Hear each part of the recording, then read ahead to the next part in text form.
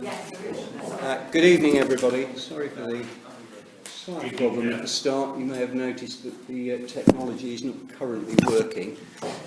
That may have a slight impact when we come to look at the planning applications. However, we'll start this evening's meeting with apologies for absence. And the only apology is from Councillor Fuller. Are Councillor Fuller's apologies accepted? Yes.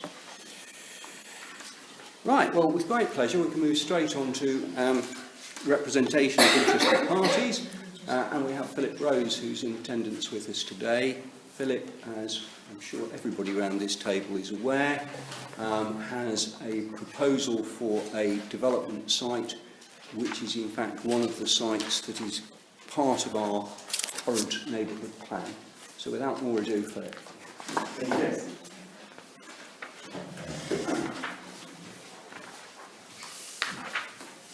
Well, I've got no intention of using the technology. If it works, it wouldn't have been of any value to me because I'm that unrehearsed and unprepared.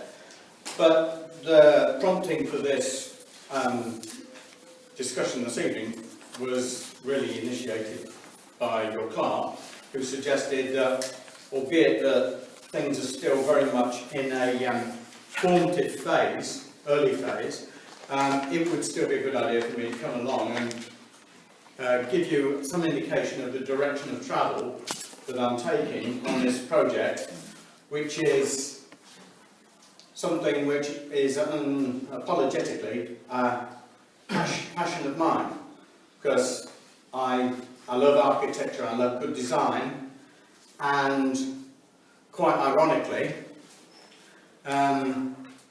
so many people are attracted to come and live in these beautiful country towns that we have, like Antelope and Stamford, and part of the reason is the setting and the architecture and the history.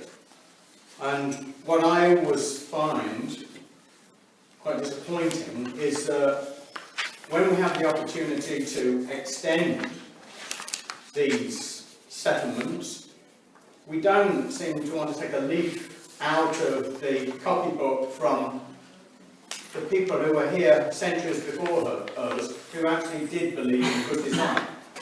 And surprise, surprise, I do find myself in, well, I think I'm on the side of the angels, but you may disagree when I quote Prince Charles. But coincidentally, this very weekend in the Sunday Times, they ran an article about how he sees so many country towns like Apple blighted by what he considers to be hideous housing estates. And for many, many years he has been developing his own ideas, initially centred around a township in Dorset called Poundbury, but more recently he's branched out to Duchy of Cornwall land near Newquay, and he has another project in mind too. And his experience of developing the sort of housing he thinks that people actually want to live in and take pleasure from and find it an uplifting experience. In Poundbury on Duchy of Cornwall land, there's now 1,700 homes that have been constructed, and apparently they command, according to Savills, a premium of 25% over similar housing nearby. So somehow people may not articulate it, but they still want to live in lovely houses, in lovely settings, where traffic is decanted as far as possible out of those towns, and interaction of people socially within those townships is of high priority. And so you can guess from what I'm saying that I am a fully paid up member of the Prince Charles sort of housing development movement. And it says in this article, and I printed out sufficient copies for at least all the councillors here, to read, if they haven't, then it very much is the way that I would advocate that we go in now. And certainly I consider the site down the Herne Road to be eminently suited for such a development. And apart from having a passion for architecture, I also have a passion for Oundle. And if I can leave as my stamp on the town, something in the stamp of what I'm proposing, then I don't think many of the people that follow me in generations to come will have any cause for regret. Like Prince Charles, I've gone to a firm of architects. They're called Adam Architecture. They build beautiful country homes, and that's initially where they carved out their reputation. And they're just spellbinding, some of the designs that they have. And I've actually contacted a chap called Nigel Anderson. He's there opposite Robert Adam, and he's an extremely nice guy. He's been working with them for over 30 years. He's eminently well qualified, very much an award-winning architect, and I am hoping with him to pursue the plans that will come about through brainstorming sessions with him and with user groups during the course of the next several weeks to come up with something which is really stunning and which takes full advantage of those very, very beautiful views down on the Herne Road overlooking the Nene Valley. Where are we at the moment? As I said, very early days. What I've done is I've spoken to local interest groups. Specifically, I've spoken to the head teacher at the Prince William School, and I've spoken to the Oundle Cricket Club, because right at the get-go, when I first conceived of the idea of doing a development, I wanted to build something which would add to the sort of well-being of people in the town too, in terms of their physical well-being and the fitness and so on. And I lighted on the cricket club because I knew that at the time they only had, wasn't quite year to year, but every 2 years they had to renew the lease on the cricket ground down Milton Road, and so they didn't really feel they got any security of tenure there. So I spoke to them, and they originally said they wanted 2 cricket ovals down on the Herne Road field. Well, in the intervening years, as we all have to accept, change takes place. In terms of Oundle cricket, I think there's a great sense of optimism that they can stay where they are on Milton Road. And although they've still got a very buoyant, healthy membership, it's not quite as strong as it was 4 or 5 years ago when I first spoke to them. So they now only want 1 oval. And so the preliminary design that Nigel Anderson has come up with for the layout of the site is as follows. And this is a bit divergent from what I originally envisaged, because I was going to do something a little bit more akin to Georgian Square, and that probably would have looked a little bit sort of out of place, and I accept that. And there are also things like having to conform to policy framework in terms of housing densities and so on. So what was originally going to be about 45 homes is now anywhere between 87 and 120. The idea is that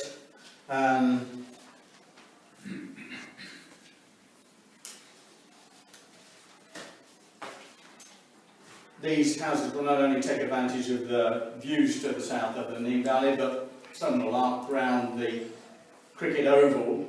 And so, you know, I want to give people who live in this area of town the opportunity for different types of landscapes and views, but the setting itself will be very green and not sort of overcrowded. Because I don't have the philosophy of a urban box builder like a Person & Homes or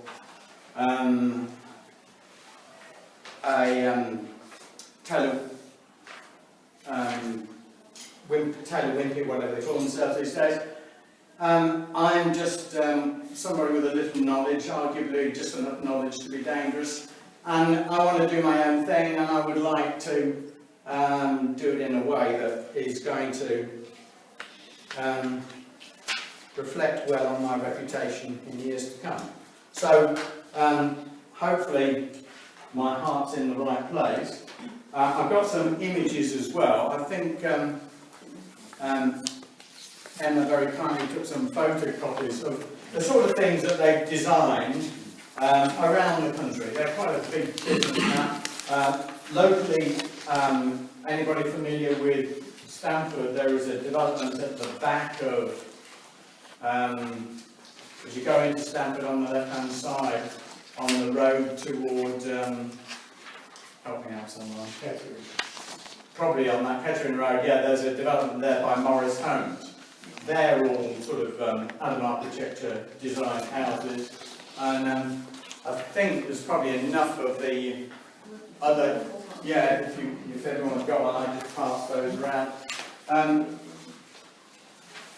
So the plan is to address the issues that arose when I spoke to the headmistress of the Prince William School. She's got an issue as far as school buses and so on, and frankly, we believe that we can create a much more satisfactory turning area and drop-off point for the school buses and for the cars, because at the moment it's a great worry of the headmistress that there's too much traffic there, all in a very congested area, and that one of these days there will be an accident if things don't get addressed. And so we've not got to the point yet of knowing exactly what the right solution to that is, but we will be engaging traffic specialists who will tell us how we should configure the road system around there in order to bring about the desired changes. On the cricket front, there should be somewhere floating around copies of this drawing, which, if I put my specs on, I should see that it superimposes the size of the cricket pitch that we're proposing against what's currently down at Milton Road. And as you can see, it overspills on the edges all the way around, so it's a much bigger facility. And the reaction of the Arundel Cricket Club has been, wow, this is better than Findon. I don't know anybody who knows Findon. I know nothing about Findon, but I'm taking it that, you know, it's favourable if it's better than Findon. So there's a bit of a well of enthusiasm coming from the cricket club.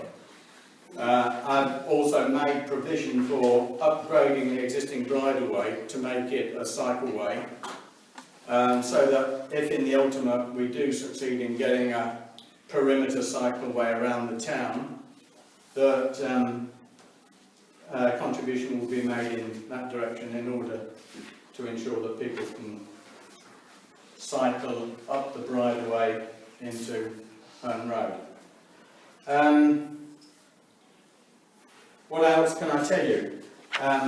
There is this process called pre-planning application, where you take along your preliminary drawings and scope out what the broad intention is, and sit down with the planning authorities in Clapston and explain where you're coming from and how you're seeking to comply with all the policy requirements, and ultimately end up with a development that will bear the stamp of approval from the county.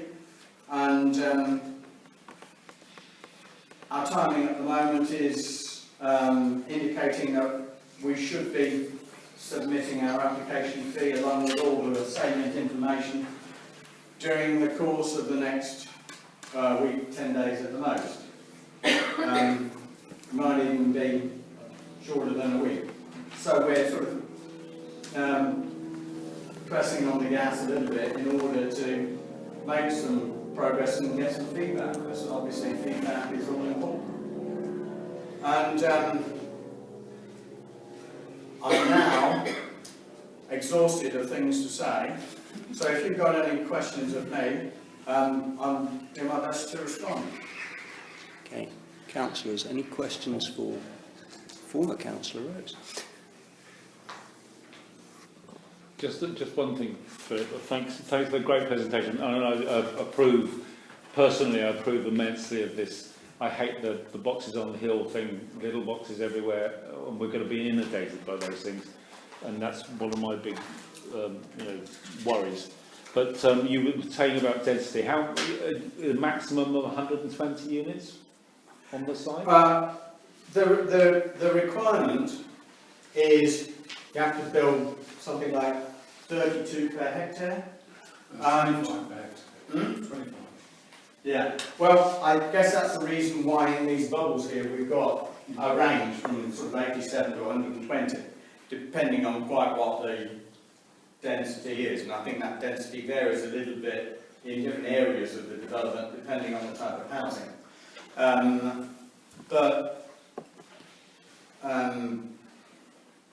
This is an area in which largely we're complying with the salient legislation. Yeah.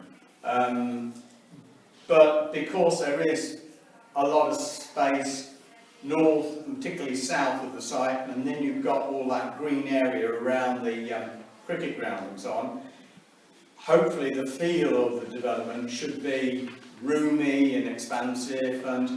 And I also own the land down to the river, to the immediate south of the site.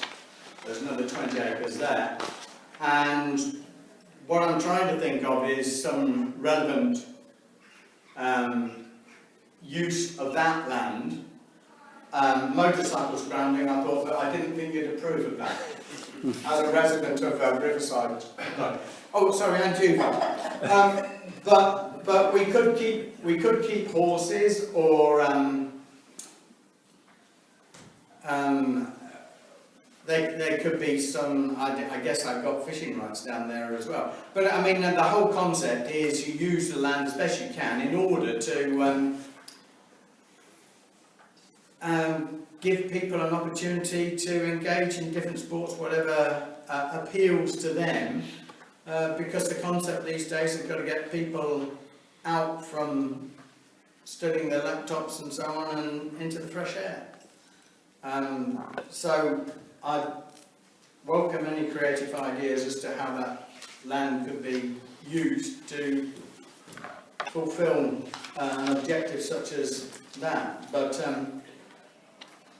yeah, that's a sort of basic thought process. Kelly? Thank you. I've got some questions. Yeah? Those who don't know, I'm Phil Stern, East Northampton Council, and I chair the planning committee.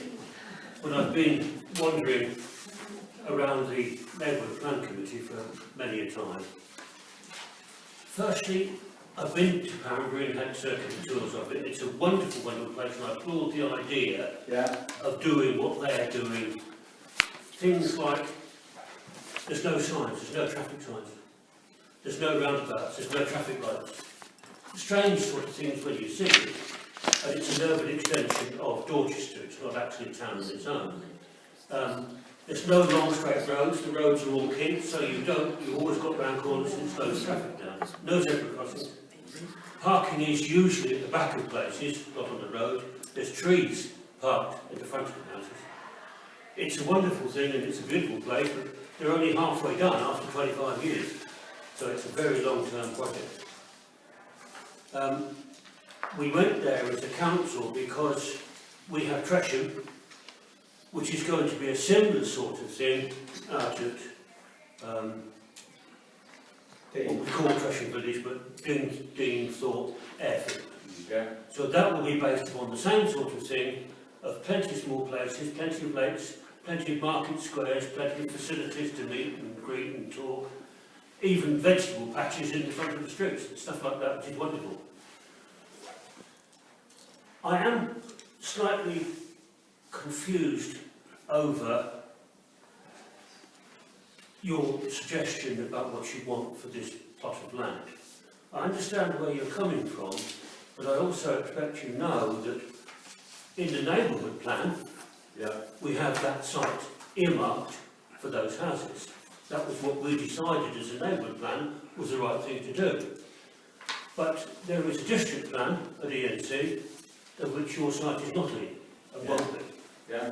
Can't be, because they've got their own plans for their own numbers of houses. So I'm just wondering how you get around that. Well, I don't get around it at all because I don't have the influence and the clout to get around it. All I have is a view that that land could be deployed to develop housing, which will be infinitely more attractive and more appreciated by people in Oundle than anything that's likely to be developed elsewhere in the town. There is a way around it, and that is to support the neighbourhood plan. Because if we all support the neighbourhood plan, all of us, then your application is in the neighbourhood plan, so it's likely to get through. We have to try and get the district plan out of the way and get our neighbourhood plan in place because it represents what the people of Oundle actually have elected for and gone for over the last few years. And Jake, the other district councillor, and myself are both fully with the neighbourhood plan, and we've said that. We have some problems now with ENC because they expect us to support them. But in this particular case, we're supporting the residents. So your site is the right thing to do, it's the right place to be, it's in the plan, therefore we've got to get the neighbourhood plan sorted. And how it works out, I applaud, as I said before, having small houses, having front gardens and no cars around. It's wonderful. Thank you, Chair. Councillor Peel. Yeah, can I just say, obviously as chairman of the working party on the neighbourhood plan, we've actually already put Philip Rose's plan into our neighbourhood plan, as Councillor Stern said. It is also, because of the total waste of space that the local plan is, and has several lots. You're not Well, I biased, always say well, that's why I get on so well with people. And it also has lots and lots of faults. The local plan is nowhere near complete and won't be complete before the neighbourhood plan is adopted and hopefully back for the referendum for the people of Oundle to support. If we get the backing of Oundle on the referendum, then our neighbourhood plan will actually have far more kudos, if you like, than the local plan, and should see the plans that everybody voted for at the two town meetings that we've had. Our plan will be more successful than the ENC local plan, and by that time ENC won't actually exist anyway. So with a little bit of luck, we can actually move forward with Oundle's plans and forget the rest of the ENC area because it doesn't concern us. Sorry, I'm biased towards Oundle. I've noticed that seemed to be more talk about our neighbourhood plan than a question to Mr Rose. Conscious of the time, and we do have a meeting to run. Any more questions for Philip? Otherwise, I will thank him very much for sharing that with us and keeping us on board, and I'm sure that as there is progress made, no doubt you can come back and talk to us again. Yeah, I'd be very happy to. Can I just say finally, please, Chair, that on the 29th of July, there was a planning policy meeting relating to Amble matters only. All the rest of the district plan is done in the whole area, but Amble, because they complained so bitterly, originally, and a lot of you did so, it's a meeting specifically on that. So, if you'd care to attend, we certainly will be there. And Jake is the member, an ENC member on that committee. And we've been rapidly going around all the committee members saying, you will vote for us, won't you? Fine. The advertisement is now over for our neighbourhood plan. Thank you again for that. Thank you. I can print out, or as soon as I get some old computer paper on my printer, I'll be able to print out notable, so yeah, no problem. I'll take that. Thank you, Jake. Thank you. Thank you, Chair. Oh, yeah. Good night. We'll move. Come on, you lazy devil. Pick your cup up and take it on to you. Take it all back to the kitchen. I'll go to something See, class now. ENC members of council, they just don't know that. Come on, come. What? Come. Yeah, wash it up. I'm going to, that's why I left it off for a little I bit. do apologise, Chair, for not clearing Fingers away. crossed. Well, quite. I'll go and wash it up and I'll put it back in the cupboard. Thank you very much. Right, let's press on. No. The next item on the agenda is any declarations of interest. Are there any disclosable pecuniary interests for any member to declare? Or any other interests? And the only thing that is on it is Pexley Court. There's one application, which must be a first of itself. I don't know whether I should declare an interest regarding the presentation of Herne Road. I don't know whether that's appropriate or procedural. We weren't But the discussing fact is- it, we were receiving information. Yeah. Yeah, So I know, but I just want to make sure that I dot the i's and cross the t's. Right. We'll simply note the fact that you did it. It's not a formal declaration. As an extremely good friend of mine. Right. And that applies to To the other half as well. Okay. Right. Minutes of the last meeting held back on the 4th of June. Present myself, Councillor Sue Oakes, Councillor Neville Oakes, Councillor Humphreys and Councillor Baker. These have been circulated. Anybody wish to propose their approval, please? Councillor Oakes S, seconded by Councillor Humphreys. All those in favour, please indicate you were there. Right, give me a moment to sign. I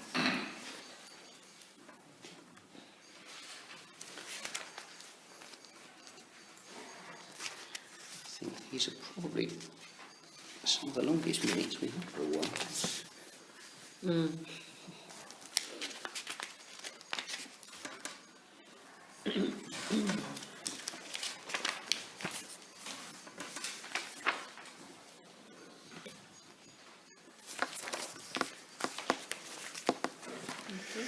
Right, planning applications. As I mentioned, and quite extraordinarily, there is but one planning application. However, it's a not insignificant application in Pexley Court.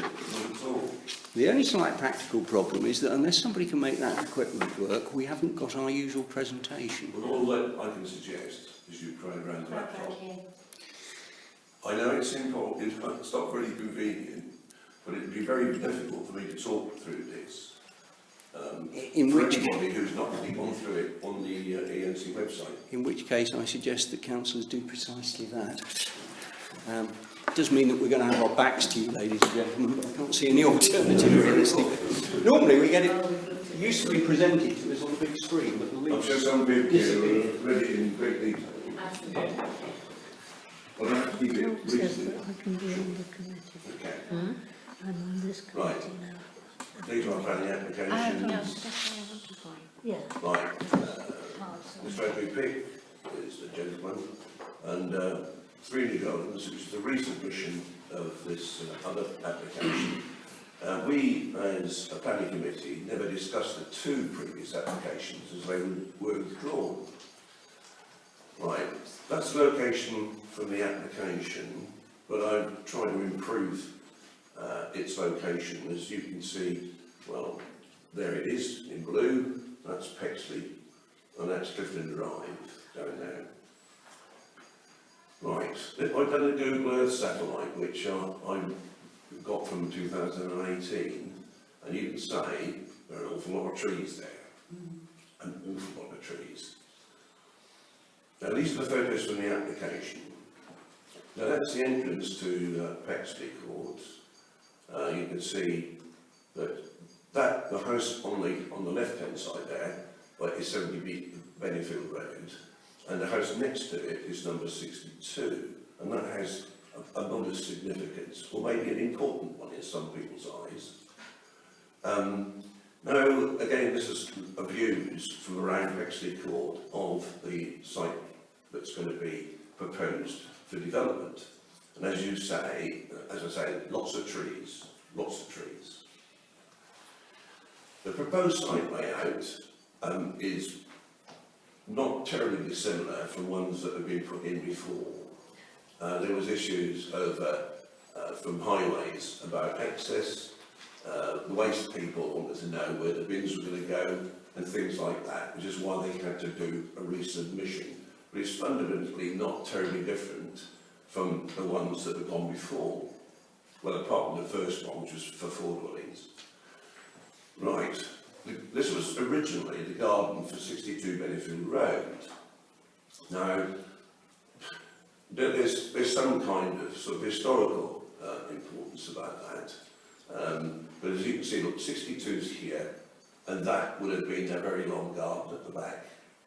And that there is the site. I hope you can see this. These are the plans. Now, I haven't gone to the plans for every single individual dwelling, because I think there are bigger issues. They're all very similar in that sort of basic modern format. You have, you know, your lounge, your kitchen, dining room, a utility room, a study, and you have 1, 2 or 3, 4 bedrooms. So I then propose to go through all of the different plots. That would seem just a bit silly. These are the elevations. You can see the plot 1, plot 2. Well, not very easy to see the one here. I wish it was on the screen, but there we go. The basic look and feel is apparent in terms of the actual structures.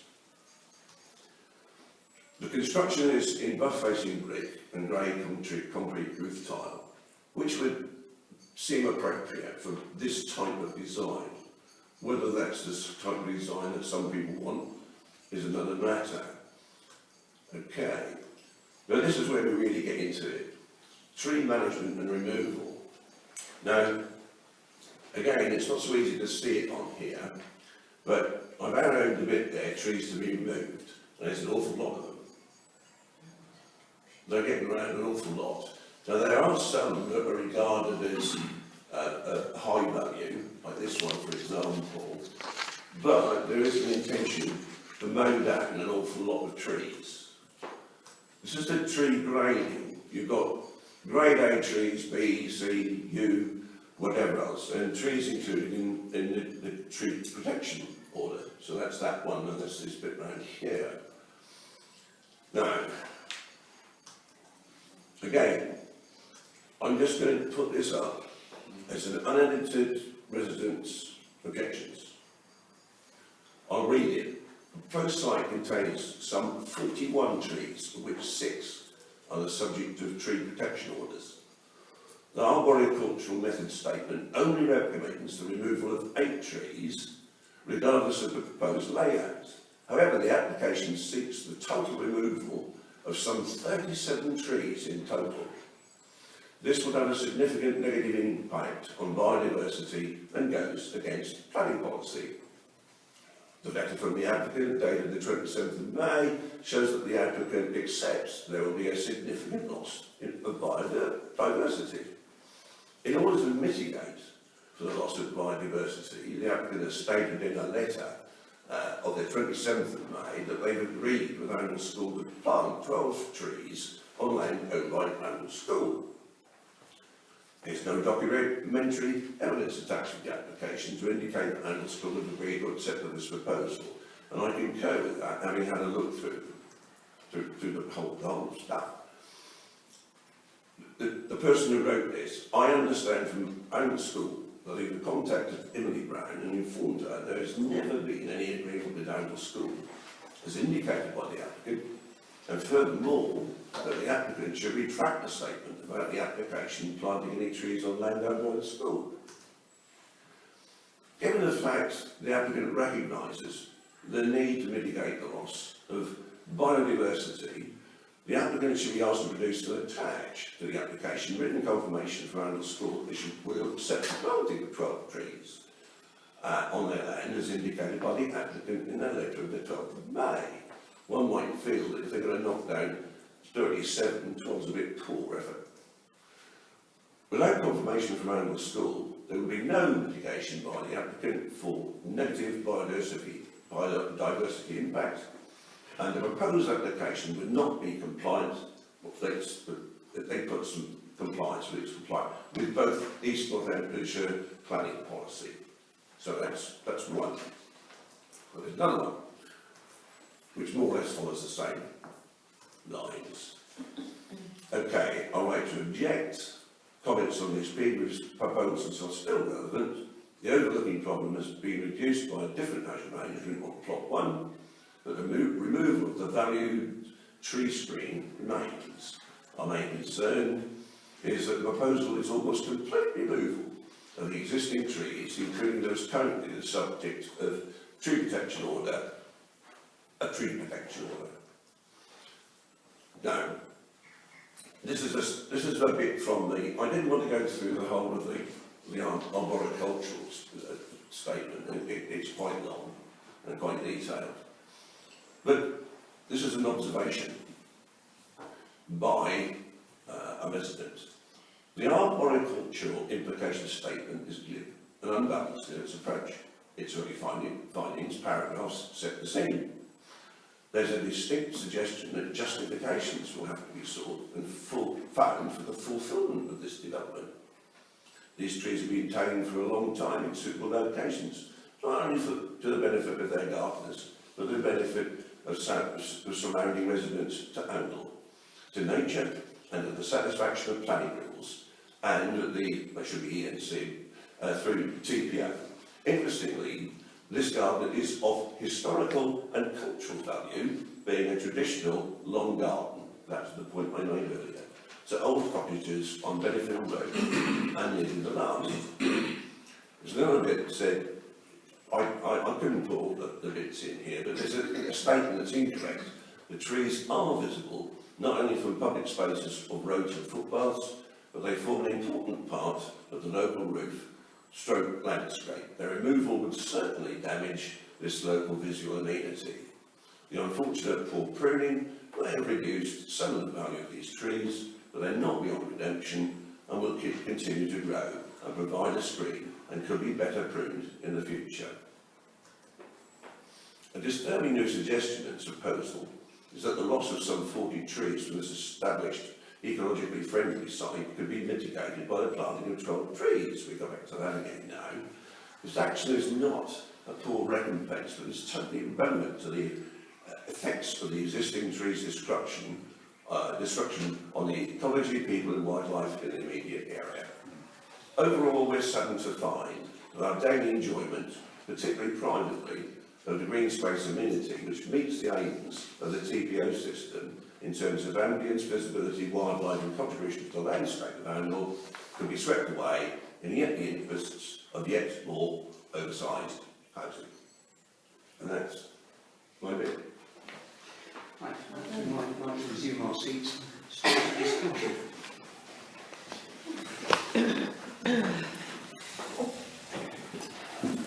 I mean, it seems to me we have a number of issues. One, the tree issue as a sort of distinct thing about the development of the site. 2, as with all sites, we might want to consider issues of access. And then perhaps thirdly, what is actually proposed to go on the site, assuming that we actually get past the first 2 points. So, people's thoughts, first of all, I think about the trees, because it's been emphasised in the objections, and I suspect it might be at the forefront of our minds. Councillor Humphrey. Thanks, Chair. I think the important thing is we did object on the principle of trees in the first place, I think, when this first came through us. I don't think that's actually right, because I don't think we've ever actually had to consider it, because as Councillor Oates made clear, the actual plans were withdrawn. I think we showed them on screen because we knew it was going to come back. I put it up on screen, but we never discussed it because the application had been withdrawn. The reason I put it up on the screen was I said this is going to come back. Yeah, Right, and I can remember having a discussion at that time saying the tree thing would be a major problem. Absolutely. For this council.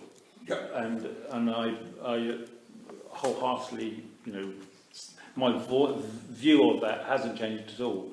I think it's, you know, the objections are very, very valid. In fact, I think cutting 31, is it 31? 37 trees down and arbitrarily saying, oh, we'll give 12 trees to some other place is just ludicrous. And I think we should, that's my objection, I think it is nonsense. And everyone knows, I think, and everyone's savvy enough to know that a TPO on a tree isn't enough to protect the tree. It needs something more severe than that. Because I've been on sites before in my life where they just hammer copper nails into trees and they die anyway, and then they pay a £5,000 fine. But in the scheme of development, that, you know, it's nothing. I'm not saying that that would happen here. I'm just, you know, just being, because it's on record. I'm not saying that's what would happen, but that's the sort of thing that does happen in the dim, distant, ugly past. And I object. I find it objectionable, totally objectionable, that anyone could contemplate having a development in this beautiful little town and getting rid of 37 trees. It's just ridiculous. And the token 12 trees have been offered to us. That's one of the points on the agenda, PC 19. I know it's in these comments here it was saying that the school have no knowledge of these 12 trees being offered. Well, they've been offered to us because it's a point on the agenda tonight. So their token offering token trees are offered to us. Yeah. Well, first of all, is 12 adequate recompense for 37? Secondly, there is something about location. I mean, let's be stupid.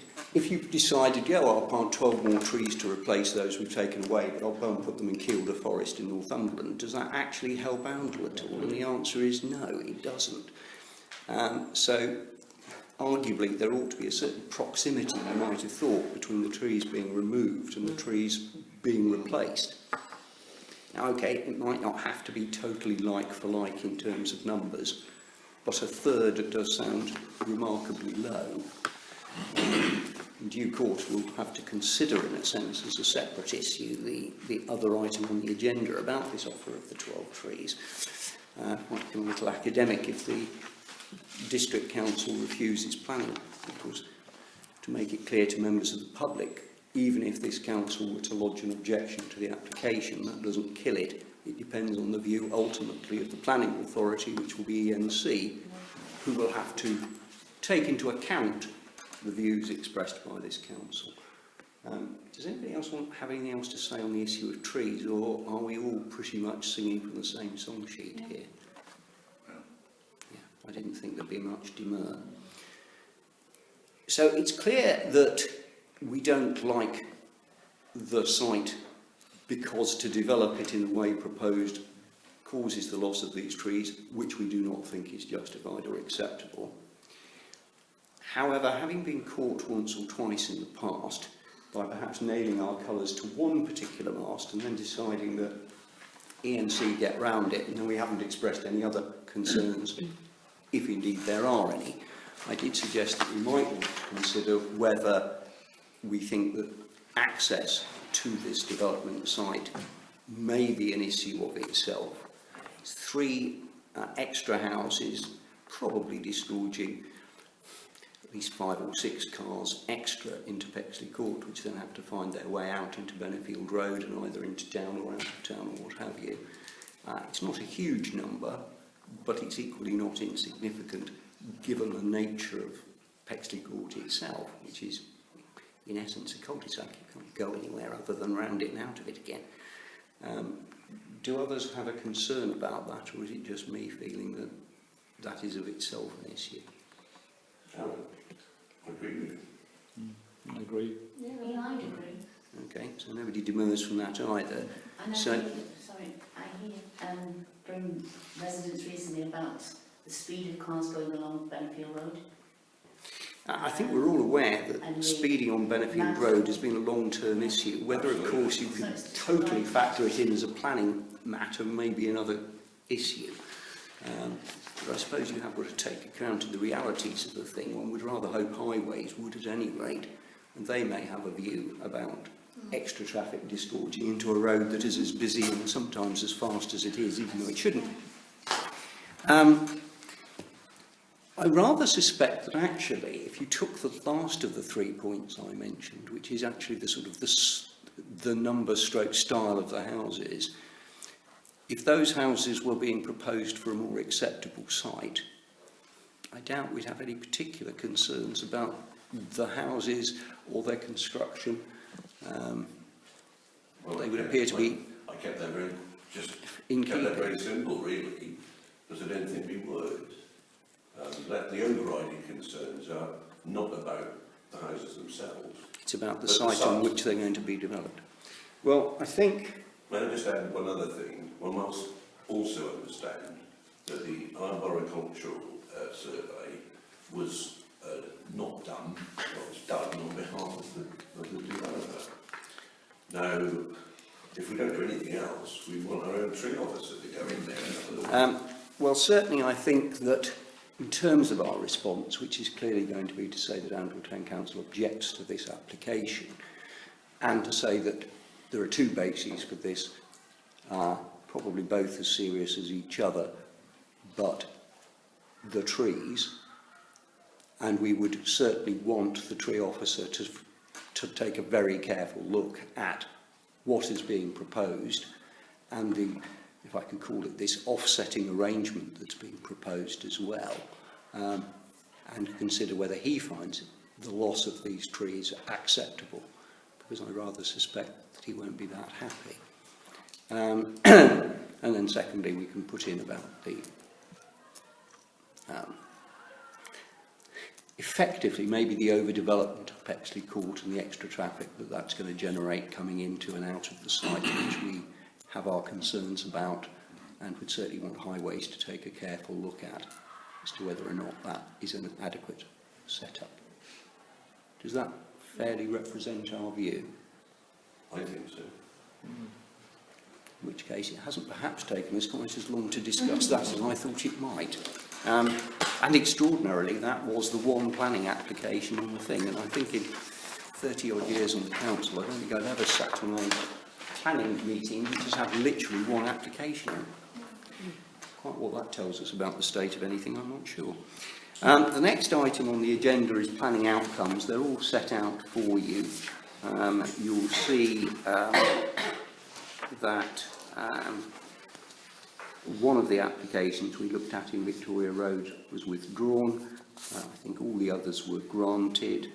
I think in one case, or perhaps in a couple of cases, we put some caveats in, but nothing particular there, which leads us on to the next item, which is planning appeals, of which there aren't any, so we can move swiftly past that. Then, strangely enough, on the subject of trees, we had an email that came in from Henry Pearson, who is the Senior Tree and Landscape Officer at ENC, which I'm not sure whether other councillors saw that, whether it was Yeah, I in, sent it it out was to in the Pat, pack. yeah. Well, just perhaps as much as anything else from members of the public, this was saying, I am writing to inform you that ENC will only be able to accept extensions for consultation dates relating to TPO and to TCA applications under extenuating circumstances due to the time pressure of each type of application. So tree conservation area applications must be determined within 6 weeks of the submission of a valid Section 211 notification. If no response is issued, the applicant has the right to undertake the works. So that's pretty clear cut. If they haven't decided that they can't, they can. Which is why they can't grant us extra time to look at it, even if we wanted to, unless there were some extraordinarily extenuating circumstances which are not defined in this email. TPO, Tree Preservation Order, applications do not have a formal extension of time, as with planning applications, and if a determination is not made within the 8 weeks, then the applicant has the right to raise an appeal. So that's a slightly different scenario. That simply says that if you haven't determined it, the applicant can then push on with an appeal and, as it were, ignore the ENC part of it altogether. And it finishes, whilst we endeavour to ensure all consultations are included in the determination process of T applications, the Council cannot guarantee that a consultation response submitted after the consultation has ended will be included within the determination process. It sounds reasonable. So if we can't hit the time scales, then they may not listen to us, and in certain cases the applicant may be able to simply proceed.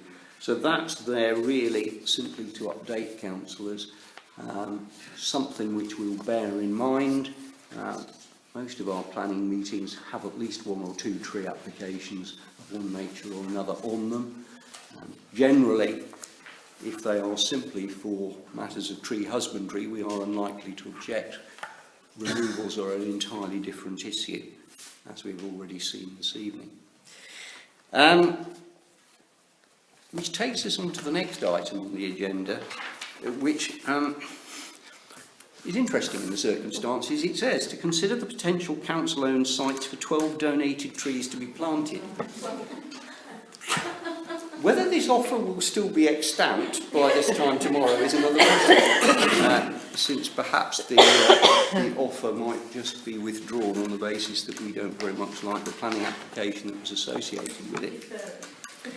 I mean, if out of the goodness of their heart they're prepared to give us 12 trees anyway, then I suppose it does beg a question as to, do we have any idea as to preferred site or sites for said 12 donated trees? I might ironically say on private land in Pexley Court, but that might just possibly be slightly provocative. So, seriously, do we have any ideas of areas where some additional trees are either sort of grown as a mini little copse or scattered around the town might go? My first point is that it's not specific enough as a statement. I mean, because the 12 donated trees, now trees come in regulation sizes, and what they don't say, is it standard, is it a mature, is it a whip, is it what is it, what are they, because you can buy 12 trees for 50p if you only want them this big, or if you want 12 trees that are mature, then you've got to pay substantial amounts of money. So it all, I mean, I know that's a slight deviation on this topic, but the statement isn't specific enough to make a decision about where you would like to plant 12 trees.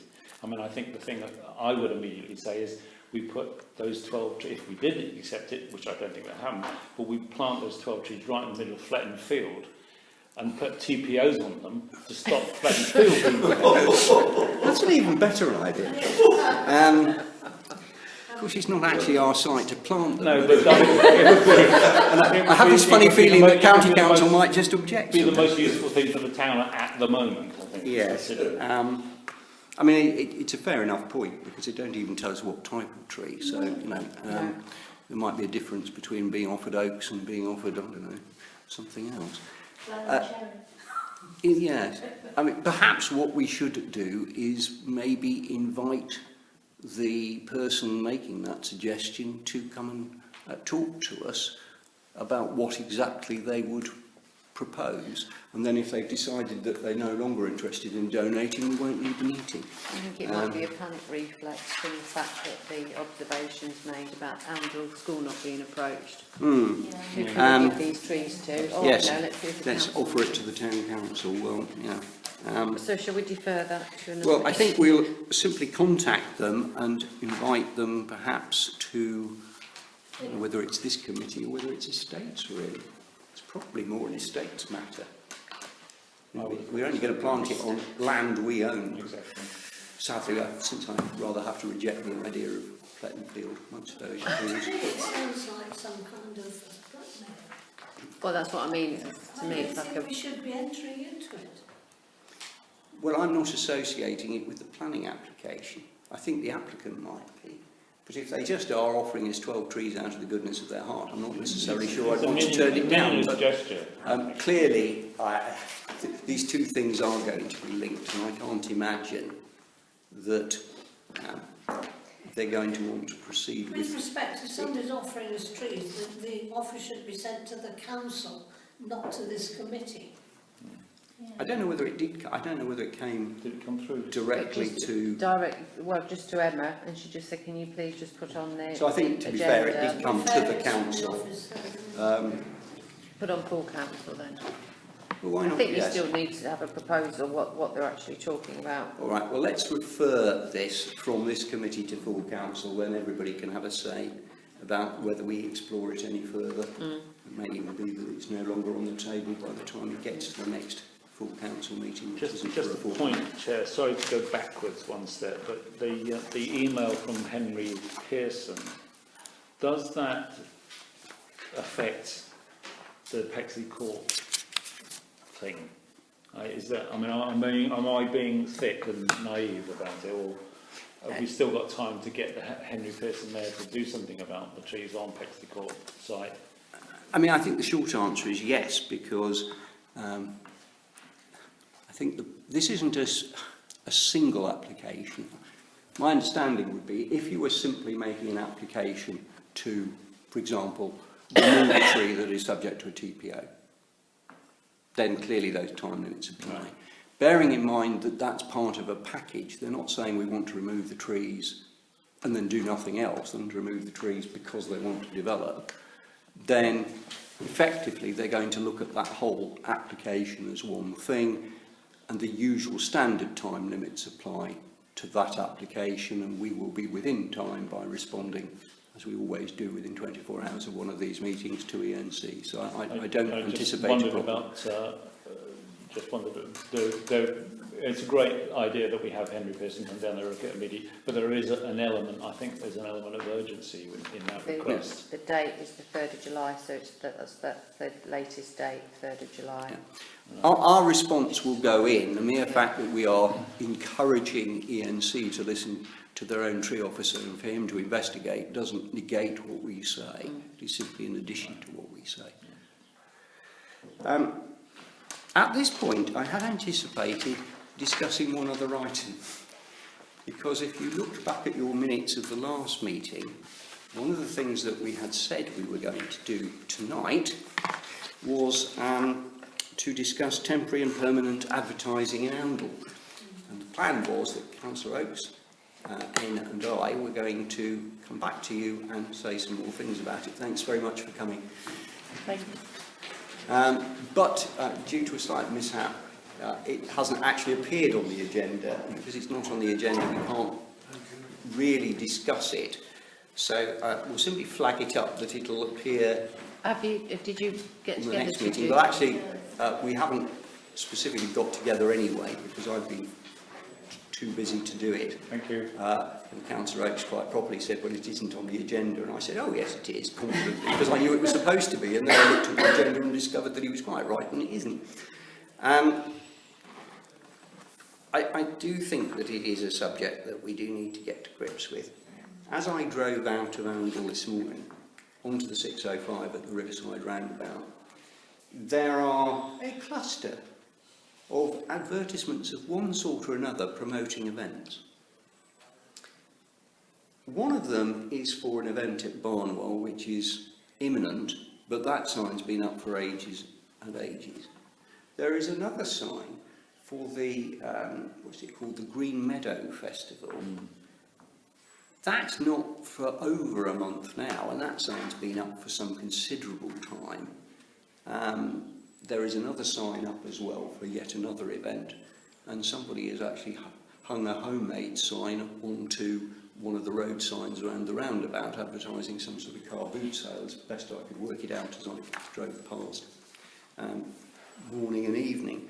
And it does occur to me that, quite apart from anything else, I would like to understand what rules and regulations exist about how much before an event you can actually start putting up some of this signage, because there doesn't seem to be an objection necessarily to putting it up, but it cannot be right that some of these things are up for 2 months before an event, let alone the issue I raised last time about things that then hang around for ages after the event.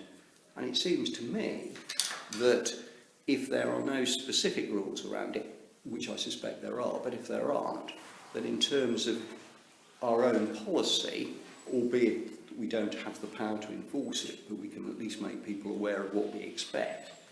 I personally wouldn't have thought that you should be advertising an event any more than about 3 weeks beforehand.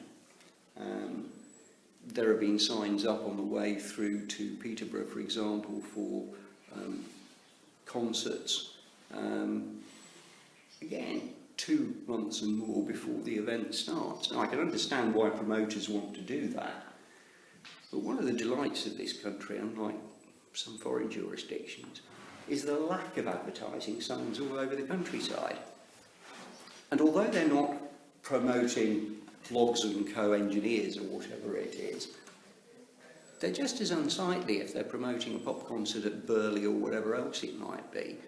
And I do feel that A, we should inform ourselves about it, and then if there are breaches of existing regulations, we should be reporting it. And B, as I say, if there aren't such guidelines, then we might want to adopt them. And that's part of the process, but we were also going to talk about things like A-boards and people hanging up signs around some of the sort of fencing that's erected around areas such as outside the football club, which we were talking about earlier this evening, and so on. It's not specifically on the agenda for tonight, so we will pop it back on. We will have a planning meeting in August, because we always do. Councillor Oates. It'll give me time actually to see whether all the paperwork I've got at the moment is now current. One thing I can say is it depends. It doesn't appear from my memory, but I'm dredging my memory here, there doesn't appear to be any specific guidance about the sort of thing we talked about. One of the interesting things is that when there's an election, they're allowed to stick banners everywhere, as long as they take them down. But that actually is the specific, exemption from normal planning guidelines. But there's an awful lot of other stuff. I mean, the paperwork's is thick. But I think we should make an effort to try to clarify this, and not only that, but communicate it properly to our residents. That's exactly my point, that we need to know because we should know. But somehow we have to make people out there aware so that if they are going to stick up a sign, they know exactly what the rules say, or, in the absence of a rule, what we are encouraging them to do. I've been trying to get the office to do something about this for a long time. Right. A long time.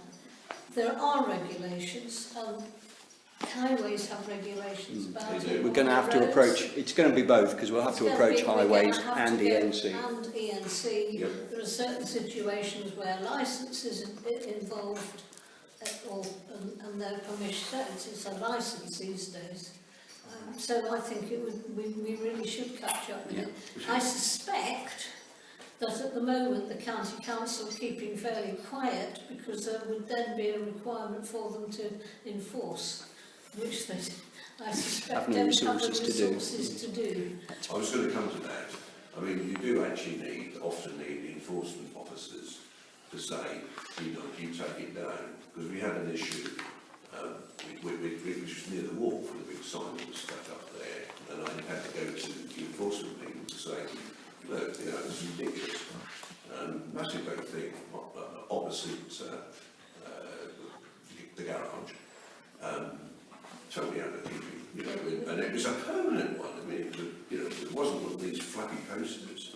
There's another issue as well, in that some advertising could be regarded as criminal.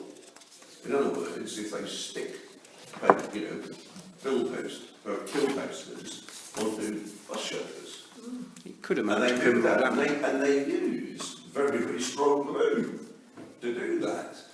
And it's almost impossible to remove. They have to actually, literally, take the plastic out and replace it, and that's expensive.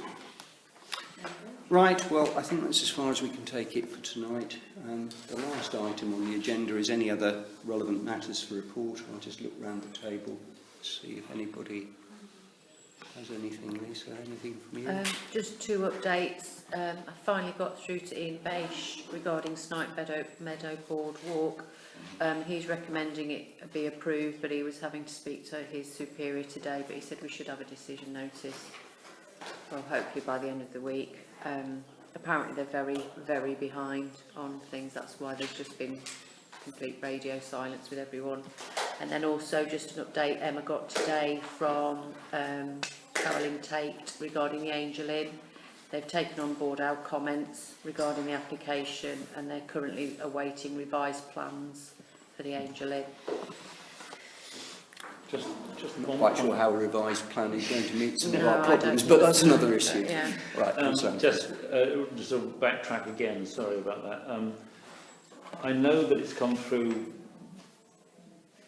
I sometimes worry that this committee, and I think we've had this discussion before. I know we've had this discussion before. How we don't seem to have teeth about some of these issues, because I know for fact that I drove down there the next day or the day after when we had the application for the extra fermentation tank outside the Nene Valley Brewery, which of course is, you know, it's great that it's there, and I'm not being anti it at all, but it was up, and we talked about it 2 days before, and I thought, hang on, that's really funny.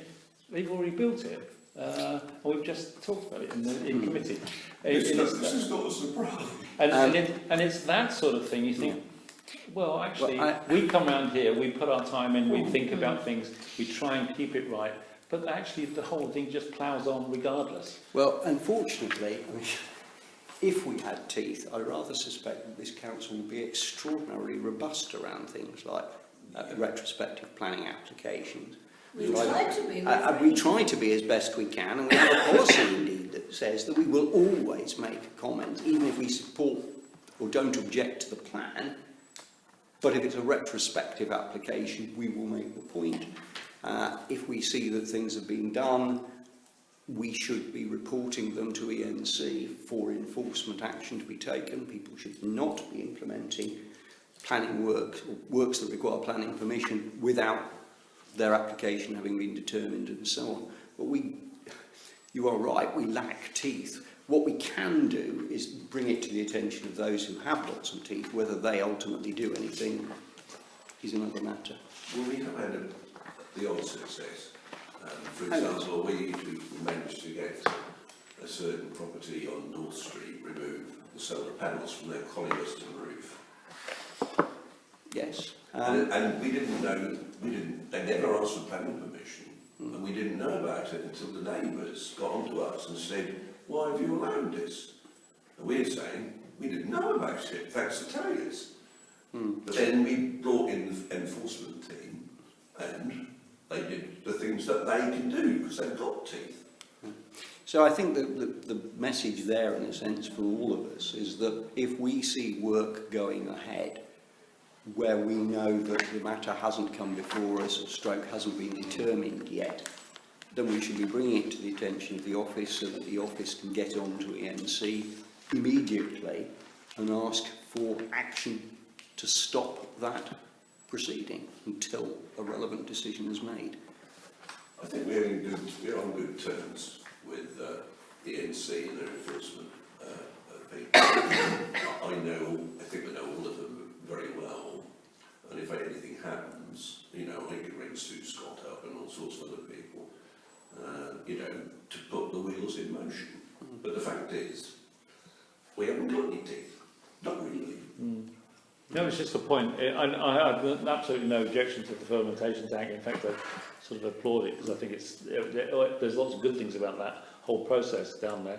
But it just caught my eye, and I just thought, okay, that's quick. Yeah. Well, I mean, it would be possible for us, of course, to write a gentle letter to the applicant and point out that we were rather surprised that it appears that they had commenced work before permission had actually been granted. I don't know. Pointed out. I don't know if But it's we worth have it, to but it's decide just- whether or it's not a in point. a particular It's case just we a want to do point to that. bring up in committee. I think that's all. I don't have any particular objection. I mean, again, you probably can't make an absolute rule about these things because each case will depend on its own merits, and it may be that we are less exercised by the one that you've just mentioned than we might be about other scenarios. Anyway, thanks for drawing it to our attention. Well, the only Sure, we thing should I'd all be say is vigilant. that particular area, there was another application, wasn't there, across the road, there was a shop there, which I don't think we ever gave permission for. Yeah, you're talking about the interior design, Yes. kitchen design place. Yeah. Well, that was very, very sneaky, because when the original application went in, it was never intended to be used for commercial purposes, and all of a sudden, it slipped under the door. Yeah, exactly. Isn't this all part of the same thing, the same area, and the same people? No, No, it isn't in fact the same owner. No, it's Albeit that it's across the road from it. It's the people who actually own the property Okay. over the road, and they used to have a horrible sign up on their gate. They did, Which which we did eventually complain about and they did remove. I mean, It's just a point. Really. again, if a change of use occurs and we can see that we have never had that come before us, it's appropriate for us to take it up with the planning authority.